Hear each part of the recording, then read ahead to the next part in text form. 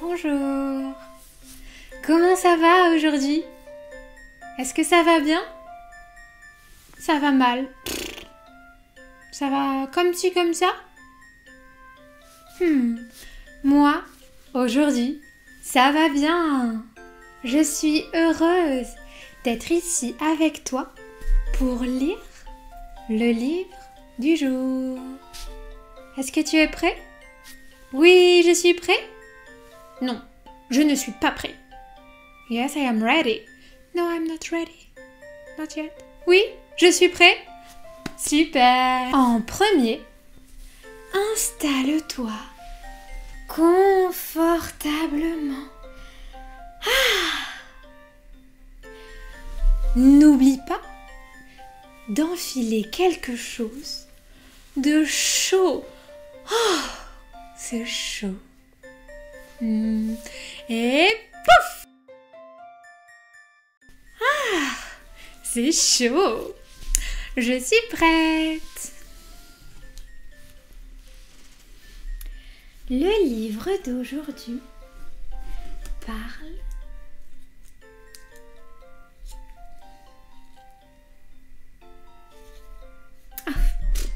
non, le livre est trop petit. C'est petit. J'ai une idée. Abracadabra et pouf! Ah, super! Ça, c'est mieux. C'est grand.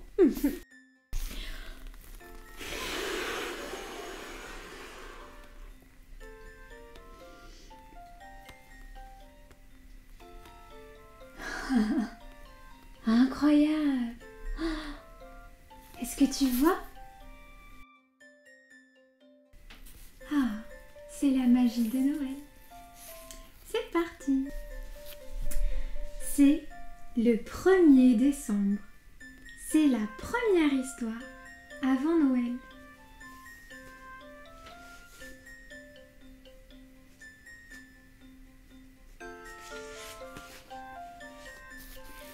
La porte magique. Au royaume du Père Noël, il régnait une grande agitation. Les lettres des enfants affluaient par milliers. Les lutins fabriquaient les jouets. Bonjour lutin, est-ce que c'est toi qui fabriques les jouets? Oh, merci lutin.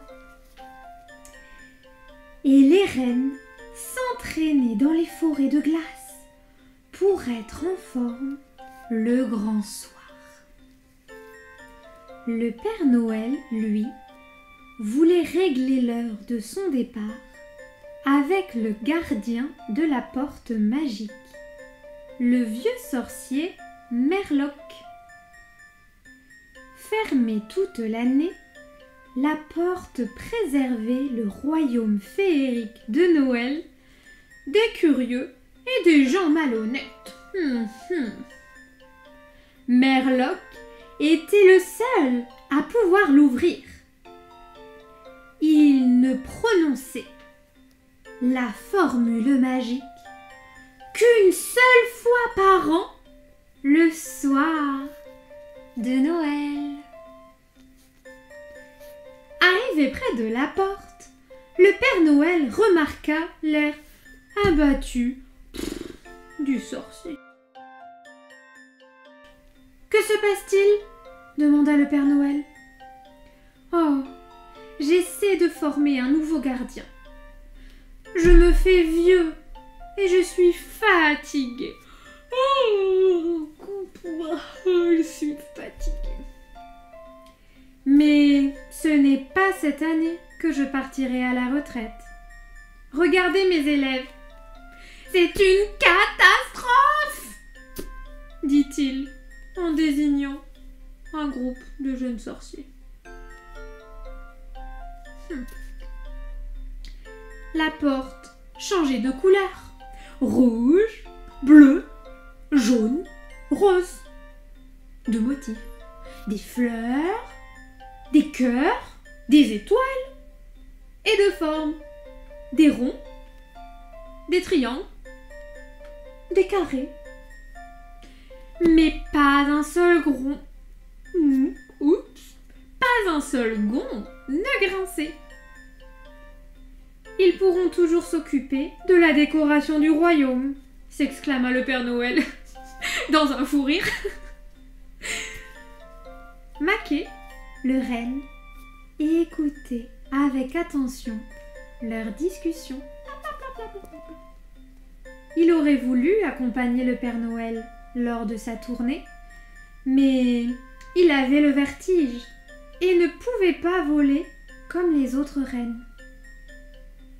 Alors, il prit une grande décision. « Je vais devenir le nouveau gardien !» Tous les jours, il se rendait discrètement près de la grande porte. Contrairement aux jeunes élèves qui ne pensaient qu'à s'amuser, il écoutait attentivement l'enseignement de Merloc. Au bout de quelques jours, il parvenait déjà à ouvrir les sacs à dos, les tiroirs et les coffres-forts. Le soir du 24 décembre, le Père Noël attendait devant la porte, sur son traîneau chargé de cadeaux, lorsqu'un petit lutin arriva complètement affolé. Oh, Père Noël, Merloc est malade. Il est cloué au lit. Les habitants paniquèrent. Pas de porte ouverte, pas de Noël. Tous les élèves essayèrent de l'ouvrir, sans y parvenir.